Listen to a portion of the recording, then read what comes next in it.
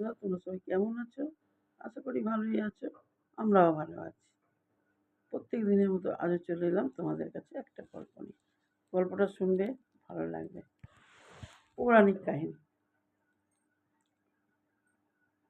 একদিন নারদ মুনি বৈকুণ্ঠধামে গেলেন ভগবান বিষ্ণুর কাছে। এবং গিয়ে ভগবান বিষ্ণুকে দেখলেন। বিষ্ণু তখন বিশ্রামরত। বিষ্ণুকে গিয়ে জিজ্ঞাসা করলেন, আচ্ছা প্রভু, হরিনামের কী ফল? হরিনাম করলে কী ফল পাওয়া যায়? প্রভু বললেন, তাহলে তো তোমায় মর্তে যেতে হবে। মরতে গেলে তুমি তোমার প্রশ্নের উত্তর তুমি নিজেই পাবে। নারদ মুনি বললেন, না প্রভু, আপনি বলুন, আমি আপনার থেকে জানতে চাইছি।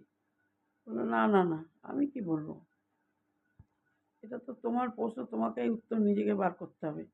তোমার প্রশ্ন উত্তর তুমি নিজেই পাবে। চলো মরতে যাই। বলে দুজনে মরতে গেলেন।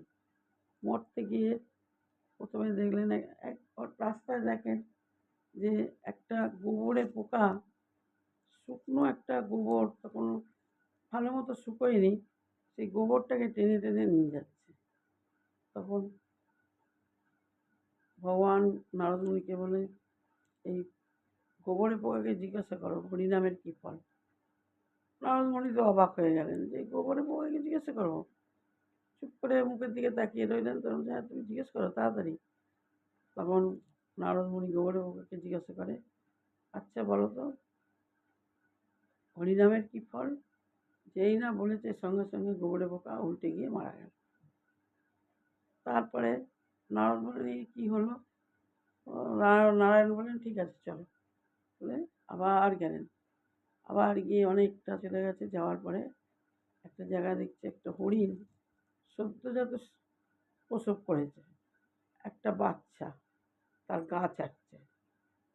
ভগবান বললেন যে এই বাচ্চাটাকে তুমি জিজ্ঞাসা করো, হরিণের বাচ্চাকে, হরিনামের কী ফল।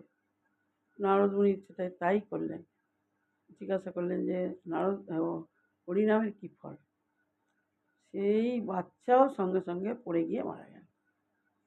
এরপরে নারদ মুনি বললেন, এ কী হলো? নারায়ণ বললেন যে চলো, ঠিক আছে, যা হওয়ার তো হয়ে গেছে, চলো। এই বলে আবার এগিয়ে গেলেন। এগিয়ে গিয়ে দেখলেন একটা গরু, তারও একটা বাচ্চা হয়েছে, সদ্যজাত, একদম বাচ্চা। তখন সেও ওরকম তার গা চাটছে। তখন নারদ মুনি বললেন যে এই বাচ্চা গরুটা মানে বাছুরকে জিজ্ঞাসা করো তুমি। তখন নারদ মুনি বললেন, না না না, আমি আর করবো না। প্রভু, আপনাকে আমাকে দিয়ে আপনি কী কাজ এত করাচ্ছেন, পাপ কাজ? আমি তো আর পাপ কাজ করতে পারবো না। আপনি জীব হত্যা করাচ্ছেন আমাকে দিয়ে, কেন করাচ্ছেন? প্রভু, আমি এই জীব হত্যা করতে পারবো না। ভগবান বললেন যে না না, তুমি করো, আমি তো আছি। বলল, না না, আমি করতে পারবো না।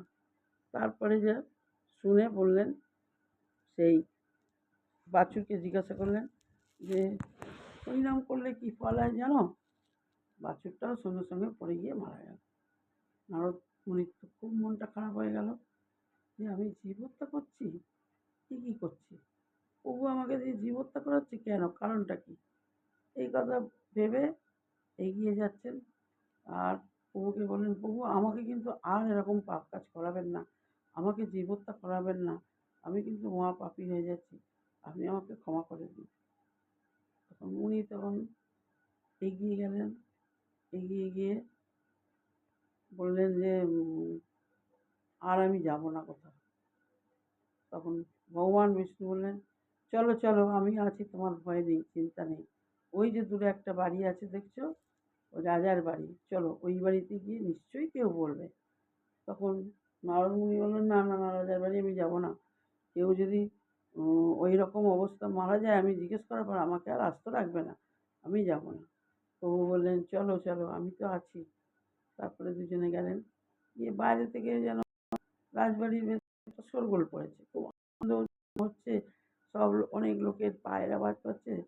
তখন নারদ মুনি জিজ্ঞাসা করলেন যে রাজ পরিবারে কি কিছু হয়েছে? বলছে হ্যাঁ, রাজ পরিবারে একটা রাজার একটা বাচ্চা হয়েছে, ছেলে, আজকেই হয়েছে, সদ্যজাত বাচ্চা ছেলে হয়েছে। তখন নারদ মুনিকে বিষ্ণু বলে, চলো আমরা ভেতরে যাই। নারদ মুনি তো কিছুতেই যাবে না, যে না বাবু আমি তো যাব না, আর গেলেও আমাকে কিন্তু দিয়ে ওরকম প্রশ্ন করাবেন না, চলো তো ভেতরে। তারপরে গেলেন, যাওয়ার পর সেই শিশু, বাচ্চা শিশু তার মায়ের কাছে রয়েছে এবং সবাই খুব আনন্দ করছে। তখন বিষ্ণু নারদমুনিকে বললেন, তুমি এই শিশুকে জিজ্ঞাসা করো। নারদমুনি তো কিছুতেই করবে না, না রাজামশাই যদি জানতে পারে আমার আর গদ্দান লাগবে না, আমি করবো না, এই কাজ আমি একদম করতে পারবো না। তারপর অনেকক্ষণ পর নারদমুনি সেই বাচ্চাকে জিজ্ঞাসা করে, আচ্ছা বলো তো হরিনামের কি ফল?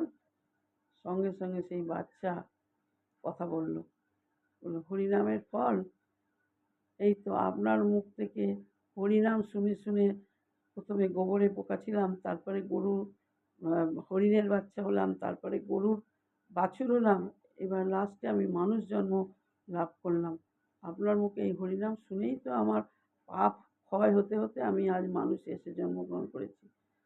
এই শুনে ভগবান বিষ্ণু নারায়ণকে বলে, দেখলে তো তুমি তোমার নিজের প্রশ্ন নিজে উত্তর পেয়ে গেছো। তখন নারদ মুনি বললেন, হ্যাঁ আমি আমার প্রশ্নের উত্তর আমি পেয়ে গেছি প্রভু।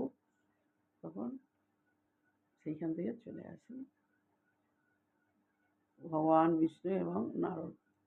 তখন নারদ মুনিকে বললেন, হরিনামের এটাই ফল, হরিনাম শ্রবণ নাম করুন, এতে পাপ ক্ষয় হবে। শ্রী বিষ্ণু এটাই সবসময় বলেছে।